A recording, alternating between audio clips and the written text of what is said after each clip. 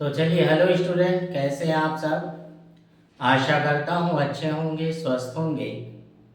और आप सभी ने हमारी पिछली क्लास में क्षण, क्षण और शन के आंकड़े के प्रयोग को अच्छी तरह समझा होगा। इसे बड़े आंकड़े के प्रयोग के रूप में भी जानते हैं, ठीक है।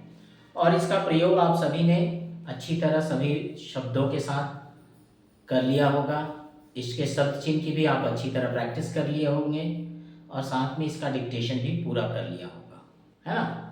तो चलिए, इसी के साथ हम अपनी आज की क्लास शुरू करते हैं। क्व, ख्व, ल, र और र के प्रयोग किस प्रकार करते हैं, ठीक है। तो चलिए लिखते हैं।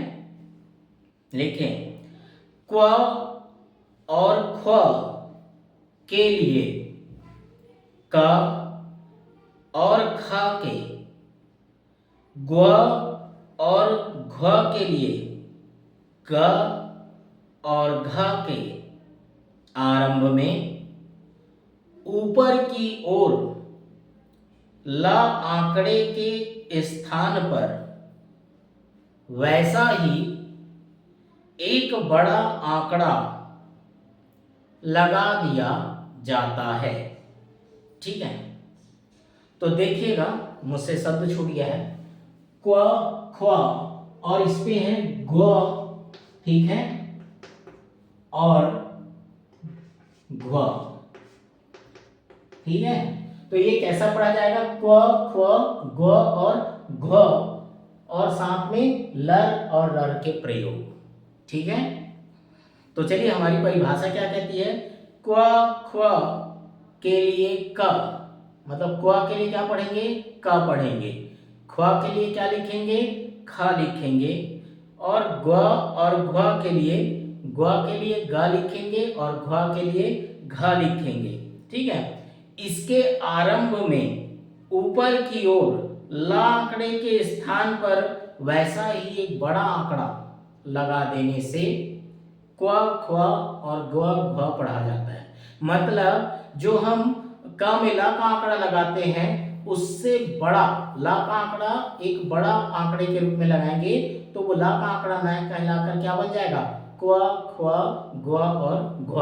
कैसे? चलिए देखते हैं। जैसे आपको यहाँ पर क्या बोला? क्व। अब क ल बनाते हैं, ये उदाहरण के लिए, ठीक है। तो कैसे करते हैं? ऐसे क में ला का आंकड़ा, ठीक है, इस प्रकार का ला लगाते हैं। लेकिन यही ला का आंकड़ा अगर हम बड़ा कर दिया जाए, अगर यही ला का आंकड़े को अगर बड़ा कर दिया जाए, ला आंकड़े से भी बड़ा, तो वो क्व कहलाता है, ठीक है। जैसे क्व, ठीक है, तो ये बड़ा आंकड़ा अगर हम लगाएंगे तो ये बन जाएगा क्या? क्व। ग्व के लिए ग में फिर बड़ा आंकड़ा लगाएंगे तो ग्व, और घ के लिए बड़ा आंकड़े का प्रयोग करेंगे तो वो घ्व कहलाएगा, ठीक। समझ आया? क्व, ख्व, ग्व, घ कैसे लिखते हैं, ठीक है। तो समझ आया आपको कि ला आंकड़े को बड़ा करने पर वो क्व कहलाता है, ख में ला के आंकड़े को बड़ा करने पर वो क्व कहलाता है, ग में ला आंकड़े को बड़ा करने पर ग्व कहलाता है, और घ में ला आंकड़ा लगाते समय उसे बड़ा करने पर वो घ्व कहलाता है, ठीक है। चलिए अगली परिभाषा लिखते हैं। यह आंकड़ा आरंभ में और बीच में भी लगाया जाता है, ठीक है। स्वर इसके पहले या बाद में आ सकता है, ठीक है। इस क्व, ख्व को हम कहां भी लगा सकते हैं? आरंभ में और बीच में भी प्रयोग कर सकते हैं। कैसे? चलिए देखिए, जैसे आपको यहां पर बोला ग्वाला, ग्वाला। अब देखो यहां क्या आ गया? ग्वा आ गया, ठीक है। और उसके बाद क्या है? ला। तो ग्वा कैसे बना है?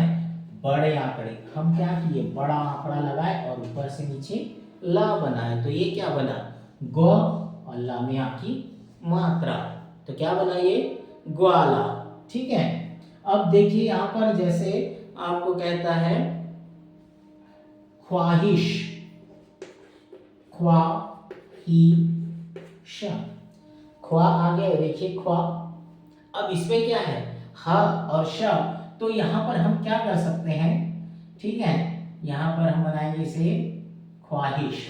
तो लाइन के थोड़ा सा ऊपर जाएंगे, ये ख्वा बना, हा का बड़ा वृत्त लगाए, डैश बाहर निकाले, क्यों? क्योंकि हामी के बाद क्या है? श, तो ये क्या बन जाएगा?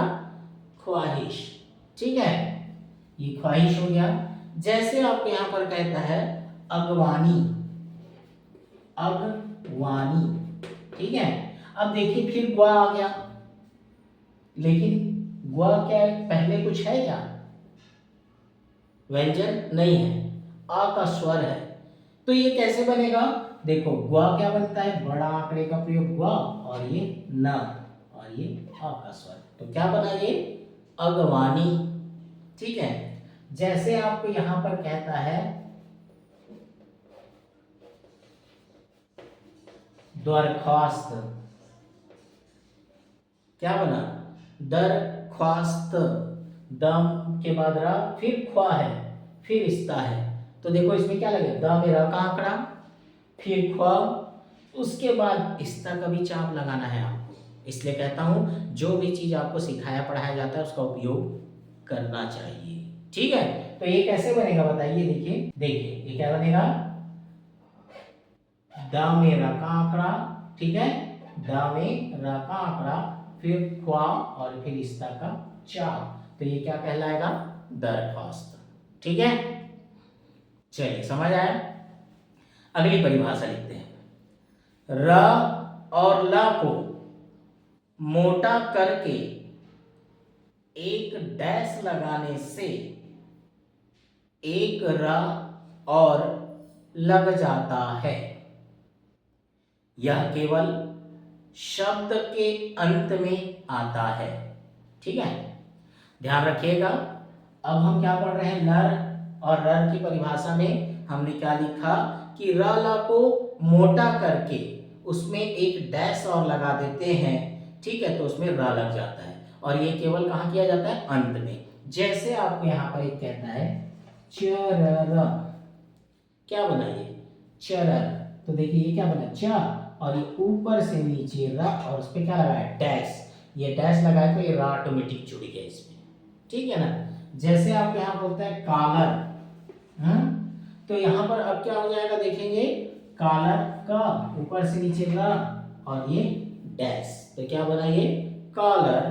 ठीक है, गूलर, फिर वैसे ग, ये ल और र है ना, र के लिए क्या लगा रहे हैं? एक डैश, केवल अंत में प्रयोग करेंगे तो उसमें क्या जुड़ जाता है? र।